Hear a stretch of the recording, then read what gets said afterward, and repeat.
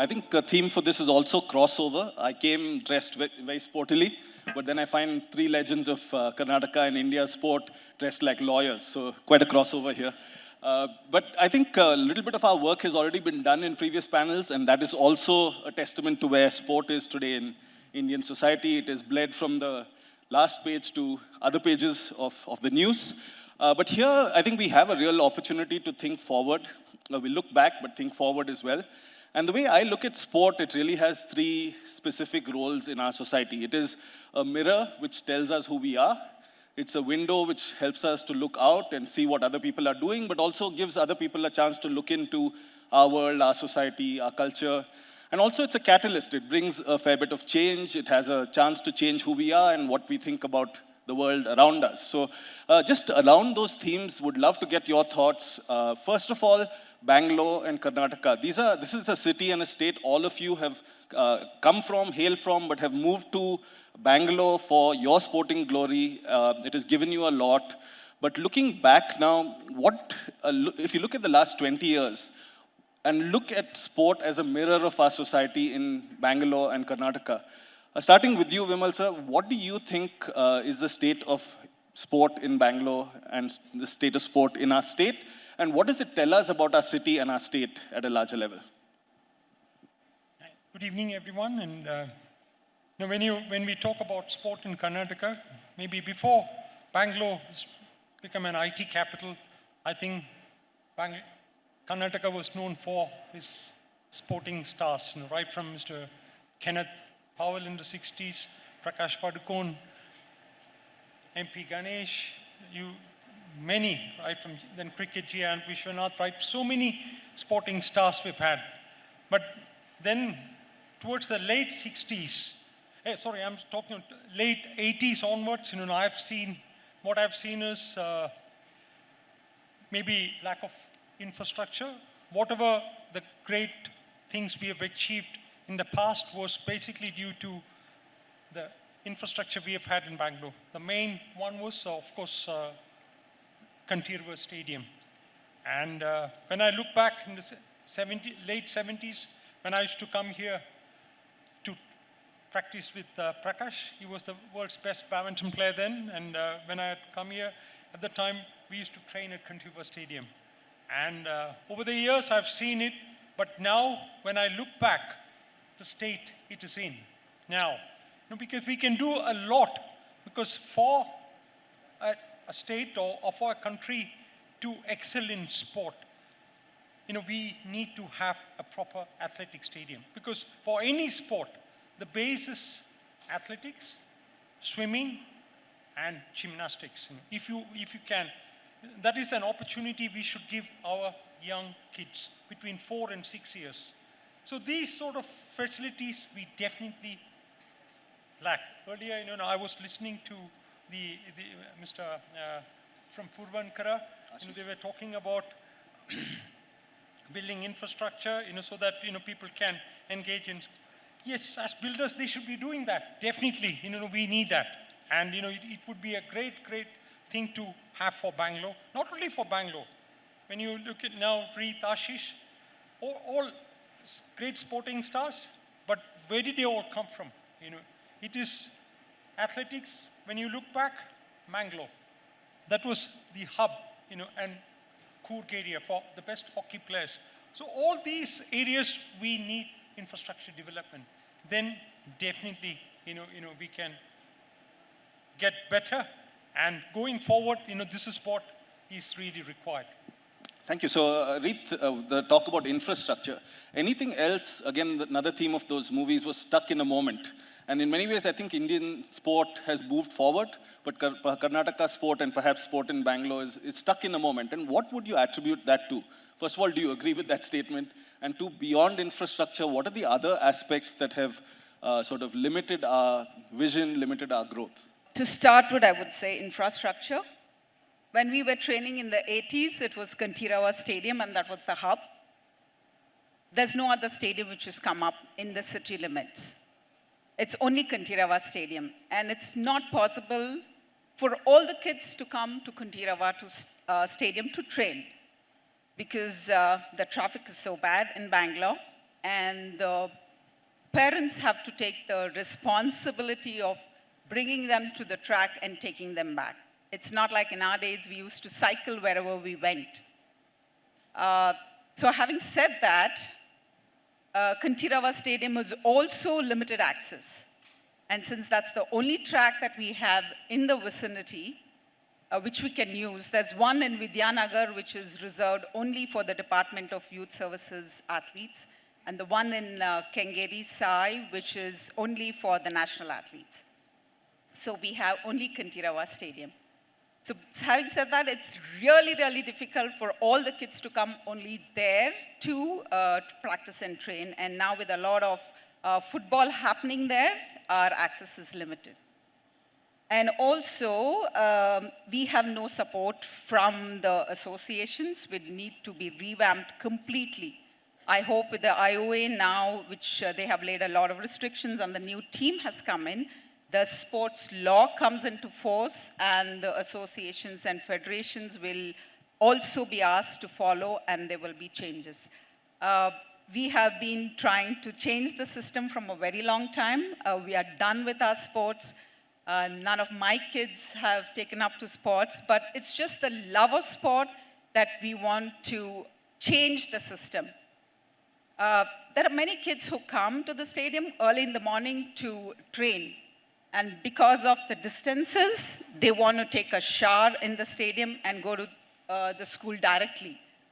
But the facilities in the stadium is so pathetic, there is no place for a shower.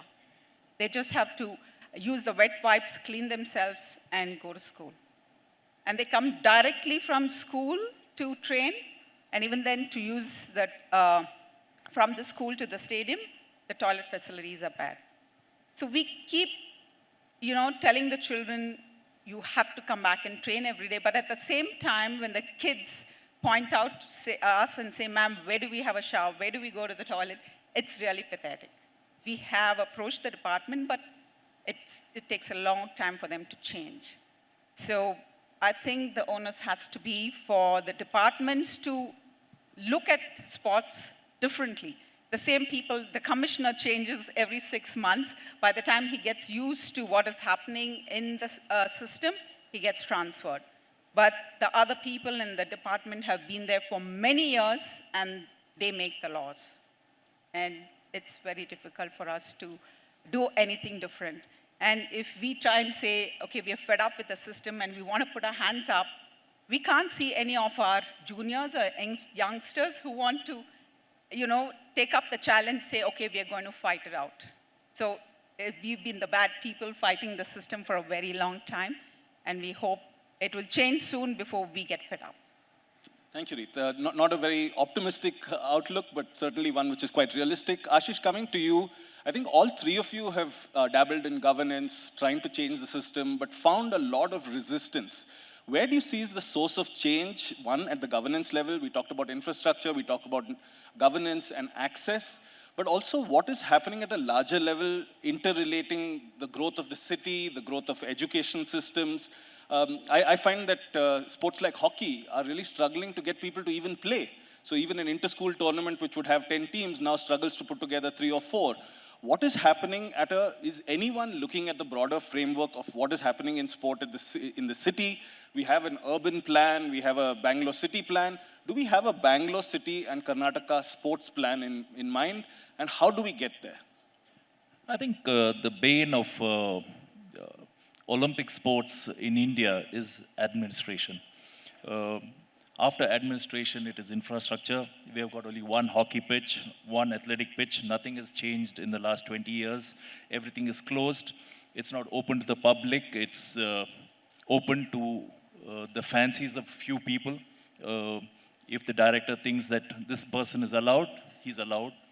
Even people who have played and represent the country are not free to go and use the facilities or take people to go and coach there.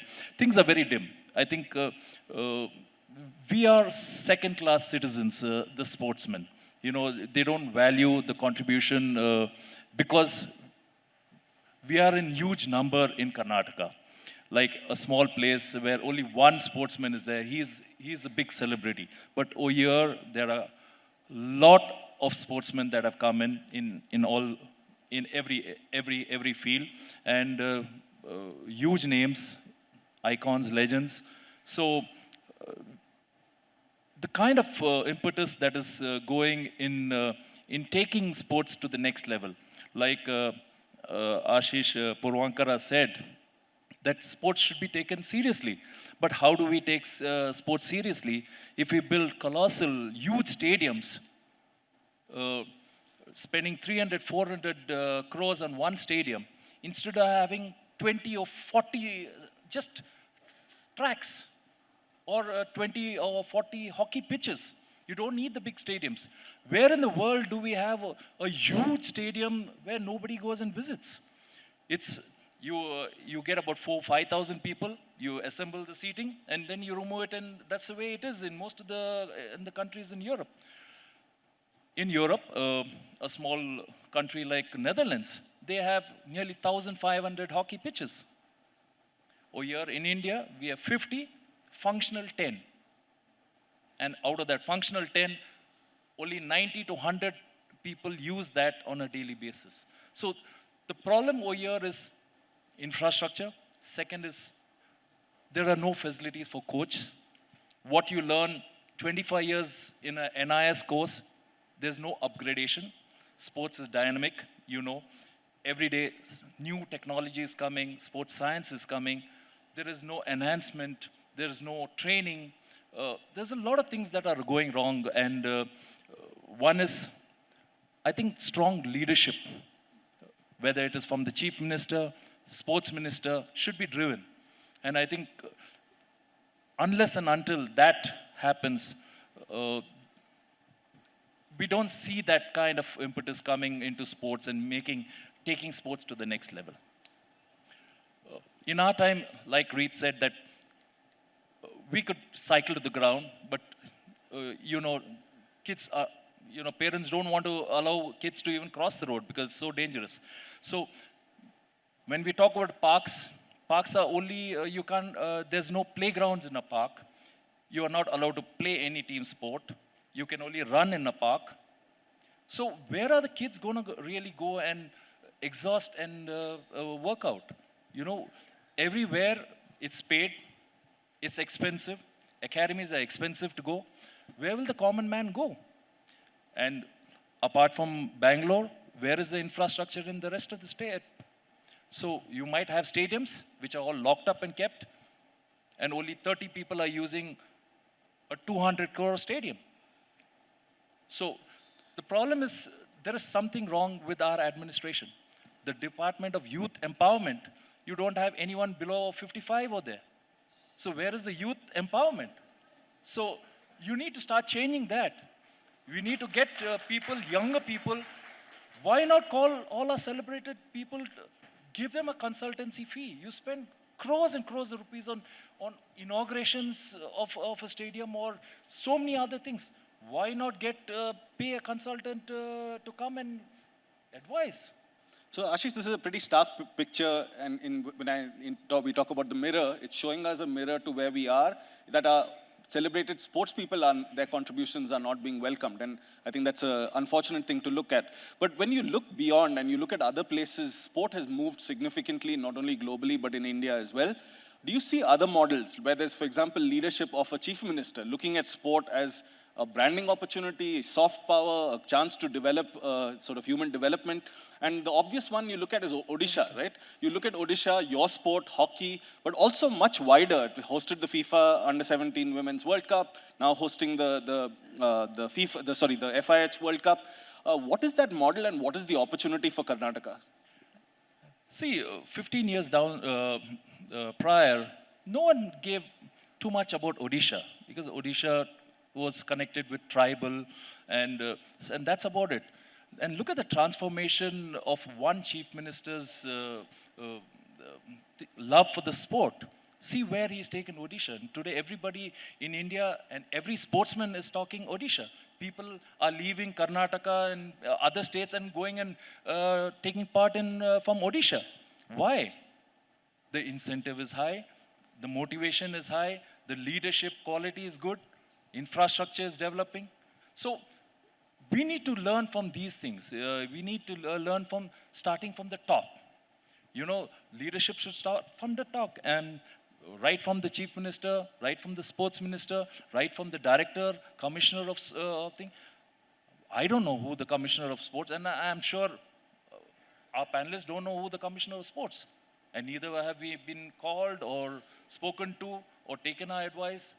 And we have about 15, 20 celebrity people, and if we do not know who is the current person in charge, where are the people going to go to? Reeth, what do you think is the opportunity if Bangalore is to grow? How would you like Bangalore and Karnataka to be perceived by not just sport in India, but sport globally? What is our opportunity and what is the path there? All of us did sports just because we were passionate, and it was just a feel-good factor, and we didn't expect anything out of the sport, but sport has given us back so much. But the current generation, they want a carrot to be hanging in front of them if they want to do sports, especially for them to achieve anything. Why can't Karnataka follow the module of Orissa? They can, right? They can see what they have done to the athletes there, to the infrastructure there, and implement that in Karnataka. They can do it. It's not that we don't have the people to support us or we don't have the infrastructure. It can be done easily, right? And that is what is required. There is no dearth for talent. There is any amount of talent. Any sport that a kid can compete in, there is talent. It's just that the parents are fed up, the kids are fed up, and they don't want to do anything to do with sports, because it's only a handful who can carry on with the sport, even if they are talented, because there is no support absolutely from anywhere else. It is only the parent has to support from the age of 12 till he starts showing some kind of performances, and then everybody else starts supporting.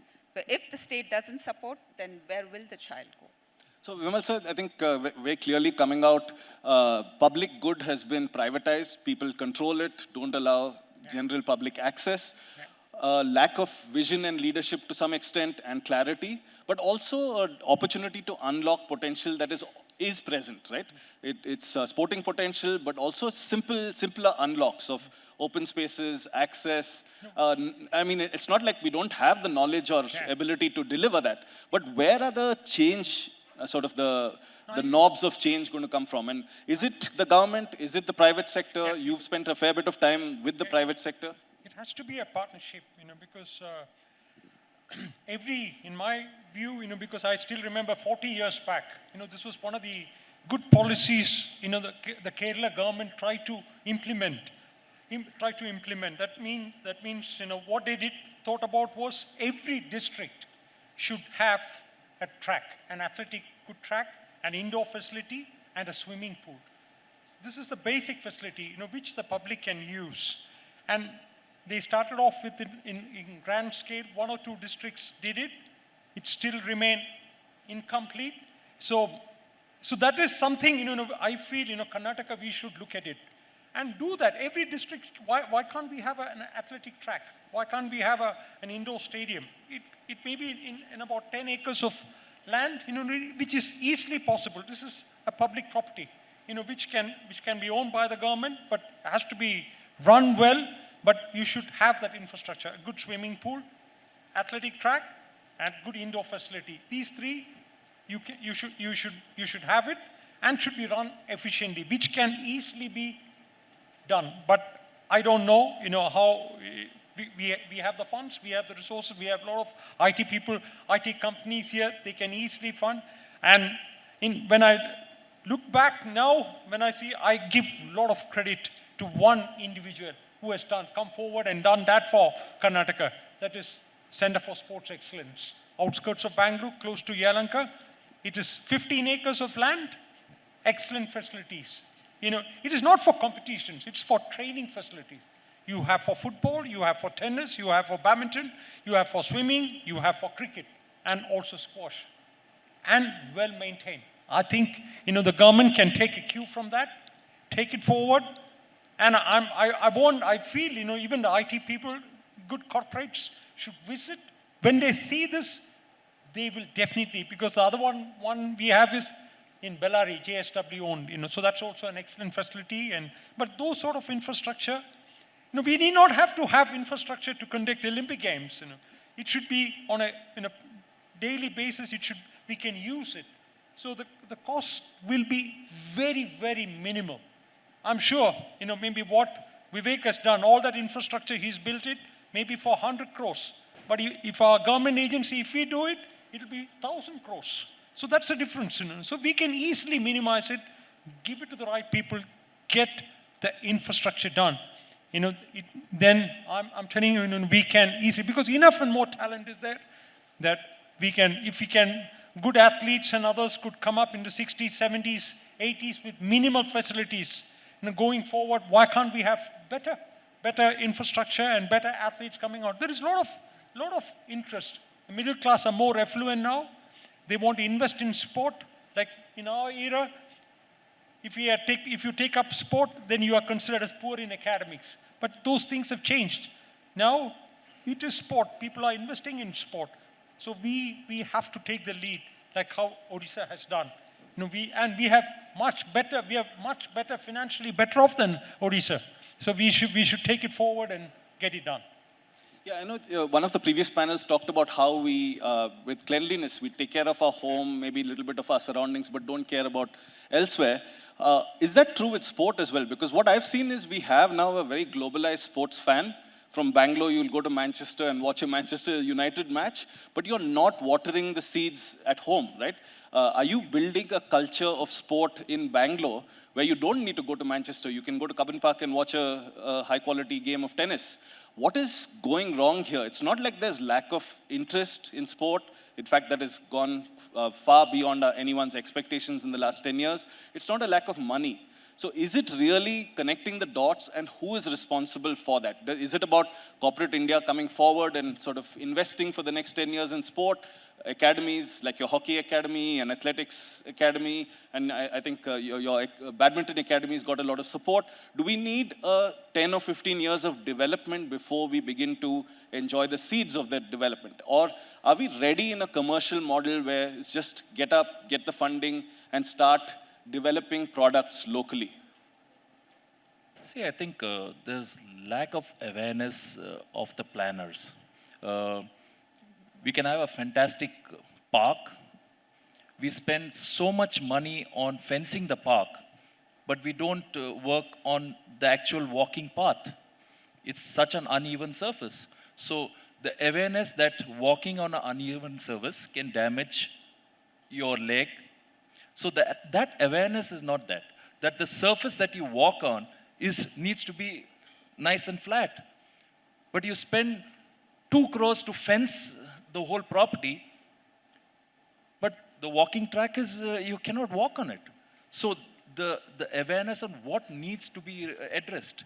If it's a walking area or playing area, the playing area should be given importance. It's not the structure around it and you lock it up after 6 o'clock and you think it's your own property.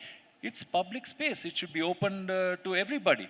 Why is it that at 6:30 the lock should happen to a park?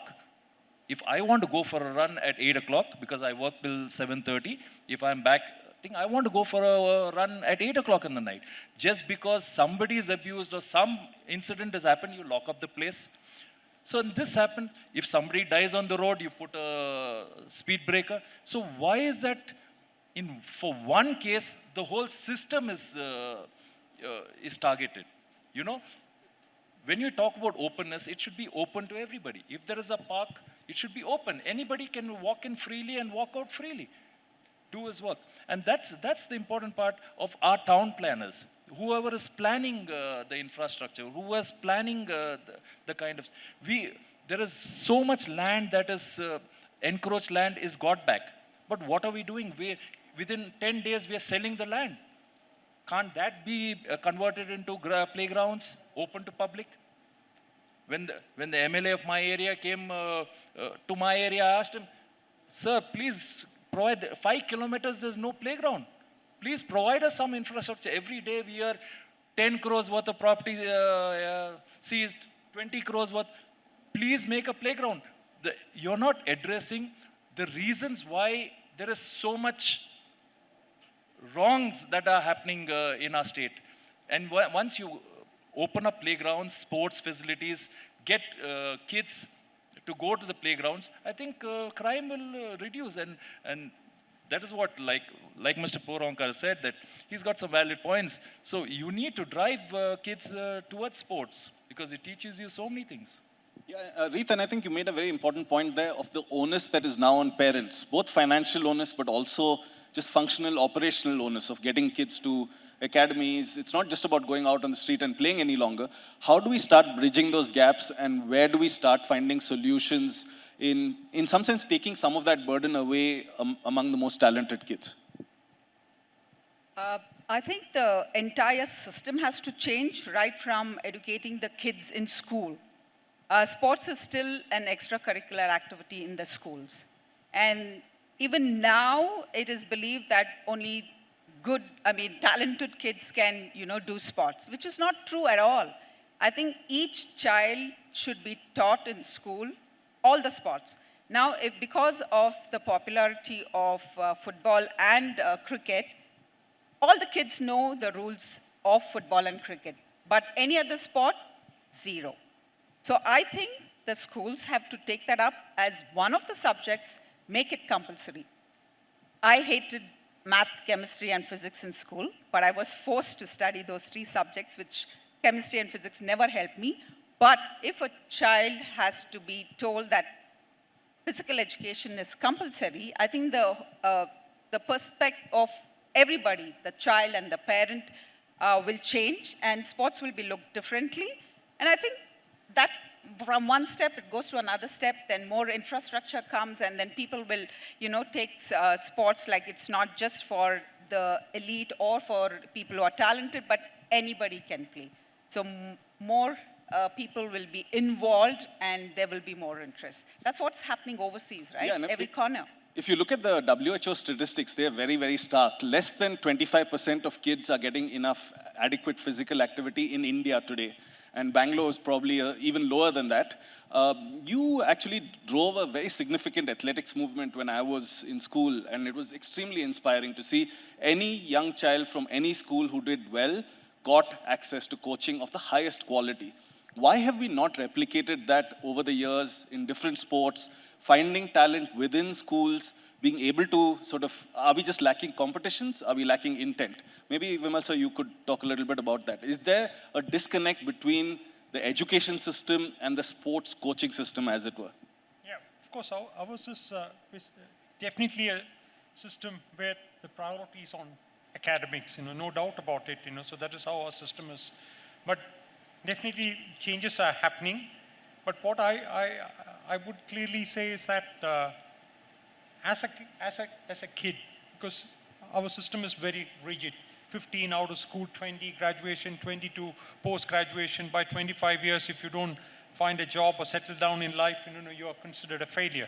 So that system, that has to slightly change. Maybe in that educational aspect, if a child, if he is talented, give them an opportunity to pursue that sport, whatever sport or art is passion. Till 18, 19, you really don't know whether they will make it or not. But if they're passionate about it, they should get an opportunity to pursue it. Maybe later, if they don't succeed, or at 20, they should still have an opportunity to go into academics and come up in life. So that sort of an environment is definitely lacking in our system. But definitely, a lot of people have given over the years many suggestions. In fact, I was telling them, the Deccan of Mr. Madhu, that you should have a seminar next year on how you can implement these suggestions. There should be a seminar on implementation. A lot of good suggestions, how we can implement them. So that is one biggest problem we are facing not only in our state, in the country, implementation. No, absolutely. And just in terms of looking forward, right, we have to, if we think positively, we look at potentially hosting the 2036 Olympics in India. What can and what should Karnataka and Bangalore's contribution be? If you had a wish list of 2 or 3 things, starting with you, Ashish, what is the opportunity and what can we contribute? We're talking about chasing sporting glory. I mean, there was a time when Sporting Glory chased Bangalore, right?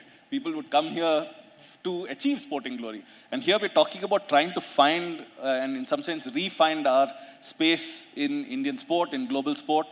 What are the three things that you would wish for from Indian sport? I'm an optimist. I think the talent is there. It's just providing the opportunity and having a focus on where you need to be and where you need to head. There should be a clear destination on what in the next 2 years or next 5 years or next 10 years, what exactly Karnataka should do, and starting with sports is a state subject. Even though we have a national sports code, all the association, I think 70% of the associations in Karnataka are litigated. We have 2 associations and everybody is aware of it, but nobody is doing anything about it. The Hockey Association, we have 2 associations. Like that, many associations who are not in sync with the KOA are disaffiliated just because they are not supporting the current governance. So this thing has to change. It has to start with governance, administration. People have been sitting 20, 30 years. That needs to be changed. New vision, new thought process should come. And step by step, I think, with more younger people heading associations and taking it forward, because sports is so dynamic. We never thought that sports, there is so much gymming required, or so much nutrition is important, psychology is there, analytics. See, we have crossed miles. So I see a lot of good things which can be easily turned. It's just that you have to put your head and mind to it for the change. And people should accept it that you've become redundant, step down, and let younger people take over. So do you have a na karunga, na karne dunga federation? It's only na karne dunga. Not even karunga. No. So yeah, I think that's a very relevant point. If we have to bring the change, it has to start with the ability for more people to access opportunities. And that's not just accessing opportunities to play, but access opportunities to govern, to participate in decision making. And how has this Reeth become such a privatized club in some sense when it is so public in nature, right? Anyone outside sport should have the ability to bring their talent to bear in some sense. How have we got locked up in this system where there are 5, 10, 15 people controlling the fate of a city and an entire state in many ways on an entire sort of aspirational way of life, of just physical activity, sport, achievement, health? In some ways, all of that controlled by 5, 10, 15 people. How have we got here and how are we going to get out? We have to get out. I'm also being very, very optimistic. The IOA has changed completely, and we hope the sports law, which will be implemented to all the associations and federations, it has to happen. Only then it will change, and I hope it will happen soon, and we will see more of our younger generation coming forward to represent the state and the country. Because for the past 10 years, Karnataka has not seen any big names, and it's really, really, really sad. And people would come to Bangalore because the weather is good, the food is good, the infrastructure was good. I don't know now what is happening. Everything is gone, and we are hoping that it will change soon. And I shall keep fighting till it changes. I shall not give up hopes. And we hope to see Karnataka's flag flying high in the next, if not 20, I don't want to wait for 20 years, maybe in another 5, 6 years. We should. So we have fantastic operating system, but no apps, right, on it? Yes. So we need to figure out how to open up that operating system, get more people developing apps. It's not that people like us who are retired from active sports don't want to give back. We want to, but they're just not letting us do it. So I think we should find a way to get all the former sports persons together, make a union, and start fighting the system one by one. Start with one association, then move to athletics, move to badminton, then to others. And very often change begins with one. Yeah, right? I think if we all hold hands together, we can do it. Vimal sir, one of the themes here was learning from cricket and moving beyond cricket. What can all of us learn from the way cricket has been administered, and then take those learnings but move beyond, not try and sort of replicate every single sport is trying to build a league because an IPL succeeded, but how do you learn from the fundamentals of what cricket has got right over the last 30 or 40 years and use those learnings in a more customized way for each sport? Yeah, definitely. I think we can all learn from cricket. Of course, it has its controversies and other things, but maybe what Mr. Chinnaswamy did in the 50s, 60s, whatever for cricket, that has set a good trend, and maybe good administrators. Like Ashish said, it is the administration, because that is very, very important. Because I've seen many youngsters now. Sometimes they call me and ask, sports administration. Because nobody knows what is sports administration. Even former elite sports persons, they come and become administrators, but they don't know. They don't have a clue on administering the sport. So it is not that, just being a former good player or something, you can run the sport, but you need to be educated on it. That aspect needs definite improvement in the country. Because like I mentioned, many go to Australia, England and US and others, they do come back. We don't know how you can engage them. So that is something, we need to look into and get better there. And then lots of the things can fall in place, because it is not due to lack of funds. The money is there. The funds are there, and if it is, but many are not prepared to invest in sport. Maybe they will invest in cricket, whether there is, but in other disciplines, maybe we lack integrity in management of the sport. So corporates are not prepared to put in the money. So that is something, we need to get better, because once that comes in, we can only get better. So definitely, it is the administrative aspect. Yeah, no, I think very clear messages. There's capital waiting on the sidelines. There are good people waiting on the sidelines. But the sidelines are someone's keeping them out of the sidelines, right? Reeth, sorry, you had a point. No, I was trying to say how the Cricket Federation, even after a cricketer has retired, they take care of their lives. Yeah. Does that happen to any other federation? No. So that is the biggest lesson that all the federations can learn. If you're doing well, you make it commercial, you can make it exciting. The money, it's not that there is no money and the corporates don't want to support you. There is, and the corporates will support you if you go to them and tell them this is what we have on the plate to offer to you. So if other than the cricketers, are any other sportsmen looked after or even bothered to know where they are and what they are doing? If they have a job, it's good. But if they don't have a job, God help them. So it's really sad. So the biggest lesson all the federations can learn is from the Cricket Federation. Great. So I think we're winding up. We have 2 more minutes.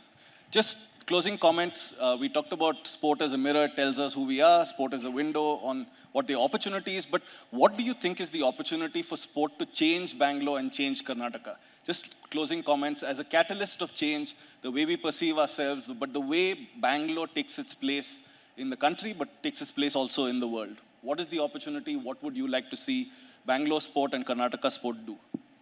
I think there is money in sports now with the kind of leagues that are coming up. It shows that there is interest in sports. There is money in sports. People want to invest in sports. But unlike cricket, because of, again, back to administration and transparency in administration, people do not want to invest so much in a particular sport because of the administrative setup. And that's why most of the Olympic sports, people are not willing to come forward and invest money in. Because of lack of transparency, people have been sitting in chairs for the last 20 years. There's no transparency in accounts. They don't care a damn for RTIs. But one thing that we should really learn from cricket is equal pay. Like for hockey, we pay 10 crores for our hockey coaches with the national team. And when it's an Indian coach, we pay 2 lakhs. So there is something wrong in administration in the sports ministry. They believe that an Indian deserves only 2 lakhs, while a foreigner can be paid 18 lakhs for the same job he's doing. He's willing to get his team of 8 people, 8 foreigners, or whoever he wants. But an Indian has to be told, okay, this is the person who will work with you. Why these double standards? And this needs to really change. Equal pay, employ, and cricket has learned from it.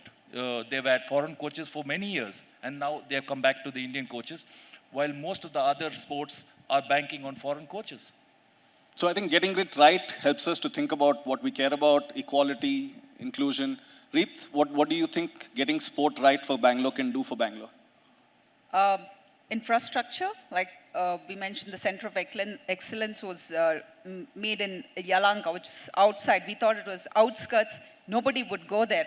I was there this morning and I was amazed to see that that facility is full. So if we can make more facilities like that, because Bangalore, there is a lot of space. It's not that we don't have the money or we don't have the space. Do that and get the kids, more kids involved from the school level. And we would see, I think, hopefully in the years to come, World Championships and maybe Olympics, and that would be the best thing if it happens in the near future.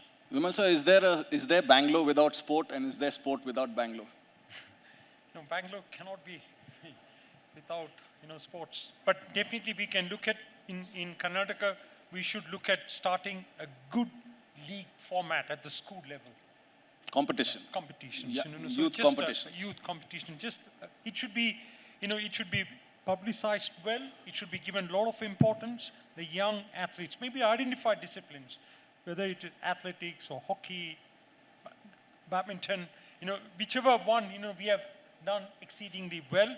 These, because we have natural talent, and so start that league and involve corporates. They should support them, because when you are at that very young age, when you involve them in these league, they automatically develop that pride. Pride don't come only when you represent a country.